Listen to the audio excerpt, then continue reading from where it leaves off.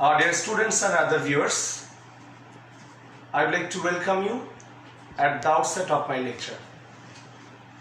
Before today's class, I conducted a class on the overall history of English literature, and our chairman sir, Professor Purunjoy Biswas, has also conducted an effective lecture on the Renaissance period.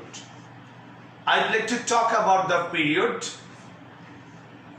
which comes after the Renaissance period. And I told you that there are 8 periods of English literature. There, the Old English period, the Middle English period, the Renaissance period, the Neoclassical period, the Romantic period, the Victorian period, Modern Age and Postmodern Age. Our chairman sir conducted a lecture on Renaissance period. I would like to talk about the period that is after the Renaissance period. So what is there after the Renaissance period? All of you have come to know that the 4th period of English literature is the Neoclassical period. Today our main focus is to get some clear conception about the period which comes after the Renaissance period. That is, we will talk about the Neoclassical period.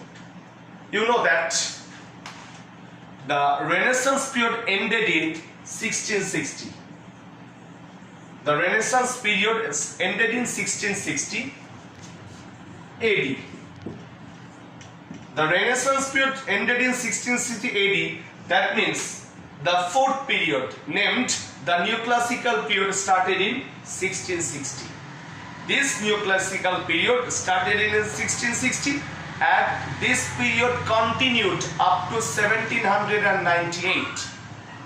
So dear students, look at the board. Our target of discussion for today is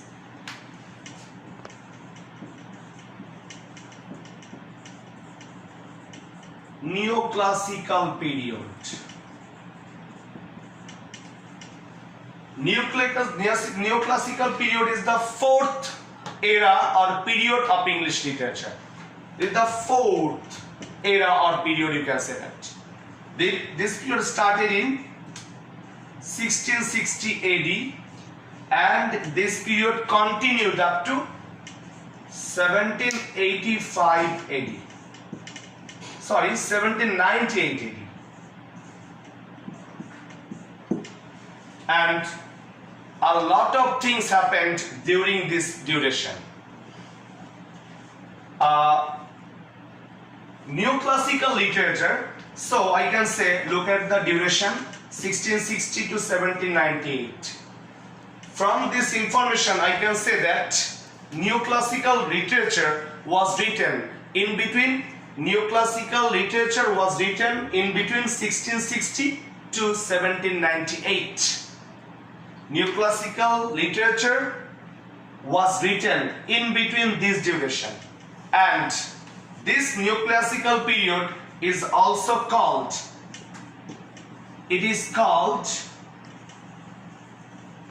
look at please, the Neoclassical period is called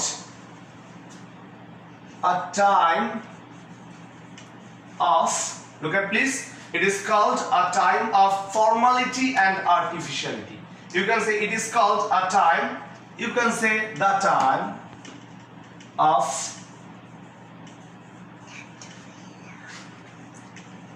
formality and artificiality. So, the Neoclassical period is the time of formality and artificiality. Now, I'd like to talk about the origin of Neoclassical period. We know that before Renaissance period, there was classical literature. Classical literature emerged before the Renaissance period. The writers of the Neoclassical period, dear students, the writers of the Neoclassical period tried to imitate tried to imitate the style of the Romans and Greek writers. I'm going to repeat. The writers of the neoclassical period tried to imitate or follow the style or ideology of the Greek or Roman writers. I'm talking about neoclassical period. This term neoclassical is the combination of two terms. Look at.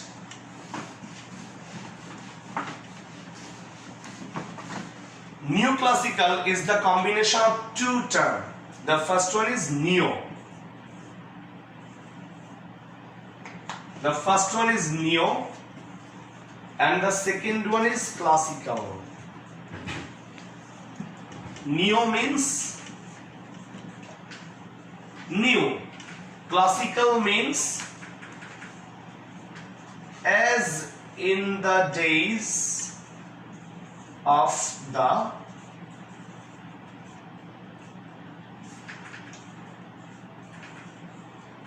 Romans and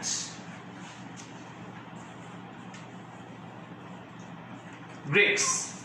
That means neo means new and classical means the ideology or the style that prevailed in the times of Romans and Greeks. So, and we know that the style of Romans and Greeks is called classical ideology or classical literature. Classicism belongs to the Romans and the Greeks. This classical literature, actually this classical literature was renewed after the Renaissance period. That's why this age or period is called the neoclassical period. This period is also the era of enlightenment. Look at the students.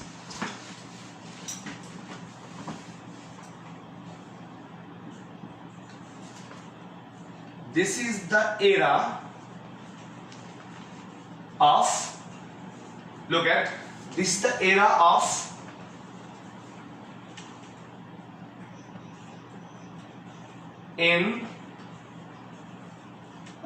enlightenment. This is the era of enlightenment which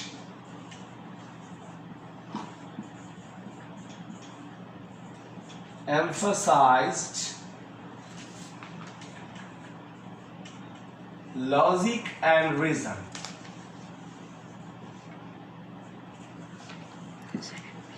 Some say that the neoclassical period is a symbol of logic and reason. Okay, so up to this part we have got the origin of, or you can say we have got the origin of neoclassical period and we have got the duration. Okay, now I'd like to talk about more about the neoclassical period. The neoclassical period is preceded by, I have already told you that the neoclassical period is preceded by the Renaissance period and is followed by the Romantic era. So neoclassical period comes or occurs in between the Renaissance period and the Romantic era. Actually, the neoclassical period came to an end when William Wordsworth published the Romantic lyrical ballads in 1798. I'm going to repeat. The Renaissance period was followed by the neoclassical period, and the neoclassical period is followed by the Romantic era. That means neoclassical period comes in between the Renaissance period and the Romantic period. Now, the students, I'd like to focus on some popular types of literature prevailing in the neoclassical time or era or period.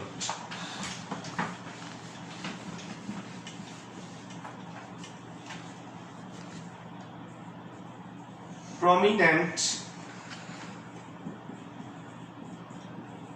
types of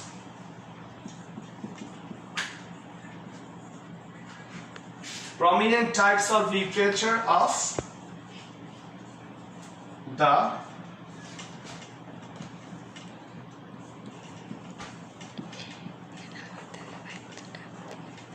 neoclassical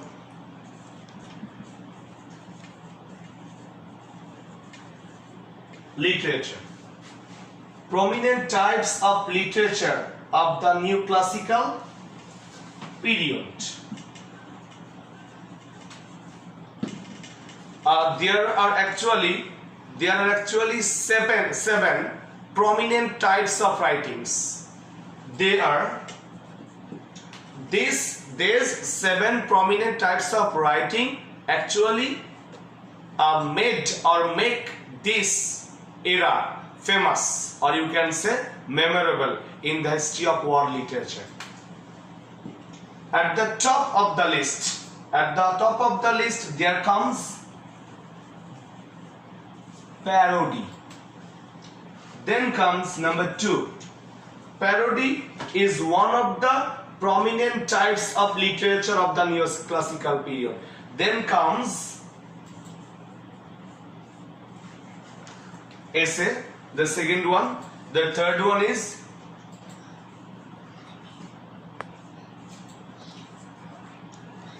letter.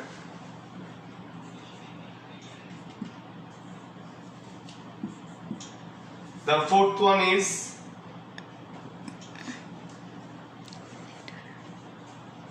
melodrama. Look at the fifth one is satire. Parody, essay, letter, melodrama, satire. Look at please. I have written 5: parody, essay, letter, melodrama, satire. I have written 5 types of literature. Now I'd like to write about the 6th one, and that is fables. Parody, essay, literature, melodrama, satire, fables. They are the most prominent types of literature of the neoclassical period. There is at least one type left which is also famous. There it is rhyming with couplets. Have a look towards the board. There are actually 7 prominent types of literature of the neoclassical period. They are parody, essay, letter, melodrama, satire, fables, and rhyming with couplets. So you have got some sorts of information or conception regarding the types of literature found in the neoclassical period. So my dear students, up to this part we have got some sorts of knowledge about the neoclassical period. We have got a little knowledge about the types of writing of the neoclassical period. Now I'd like to talk about the subdivision of neoclassical period. You know that neoclassical period started in 1660 and it came to an end in 1798.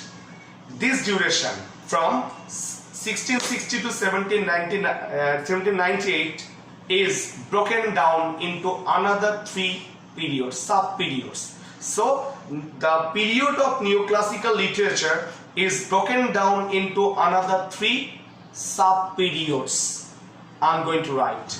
Today I will give you the conception of these sub-periods, and with the discussion of these sub-periods I will come to an end regarding this lecture, and after today's lecture I will talk about the sub-periods. I will talk about the prominent writers of these 3 sub-periods.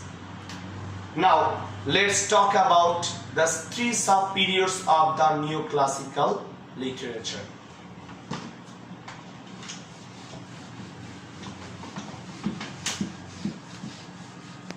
If you can understand these 3 sub-periods, you will really feel what is inside neoclassical period.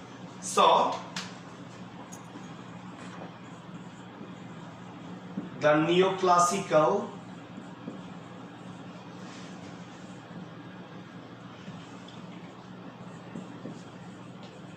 period is broken down into three parts. They are neoclassical period is broken down into three parts. They are, we can say,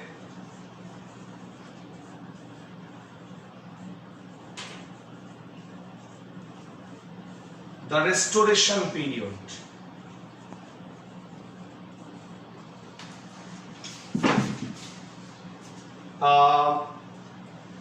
Whenever you are going to study literature, you very often come across this term, the Restoration period. Actually, Restoration period is the first part of the neoclassical period. This period has another name, and it is called Age of Dryden. The Restoration period or Age of Dryden. Age of Dryden means the most influential writer of this Restoration period was John Dryden. That's why the Restoration period is also named after John Dryden, and it is popularly known as Age of Dryden. This period started in 1660 and it ended in 1688. 1688. It started in 1660 and it ended in 1688 when the brother of Charles II was killed, you can say, was removed from the Rhine. When the brother of Charles II was removed from the throne of England. Then the second period, we can say the second period is called Augustine. Augustine has another name. It is called Age of Pope. Pope is Alexander Pope. Alexander Pope is the most influential writing of this one. Then comes the third period. The third period of neoclassical period, you can say, Age of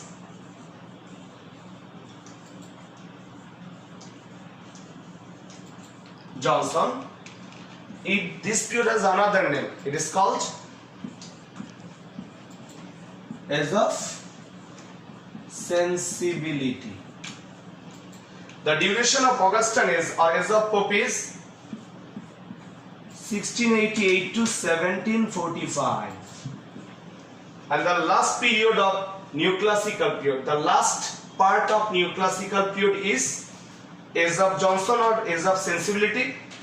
Age of Sensibility started in 1745 and it continued up to 1798 when Lyrical Ballads was published. So look at the board. I have written three parts of the neoclassical period. The first part is the Restoration period, that means Age of Johnson, 1660 to 1688. Then comes Augustine or Age of Pope, 1688 to 1745. The last part of neoclassical period is Age of Johnson or Age of Sensibility, 1745 to 1798. In our next class, we will go deeper into the Restoration period. We will talk about, in our next class, we will talk about the characteristics of the writings of neoclassical period. We will talk about the prominent writers and writings of these three parts. So this is all for today, my dear students. I'd like to welcome you to my next lecture that will be held very soon. And please try to understand the information that I have given you, and if you get this information, I think the next class will be really easy for you to understand. Thank you for being with me. I'd like to invite you to my next class that will be very soon. Thank you. Goodbye.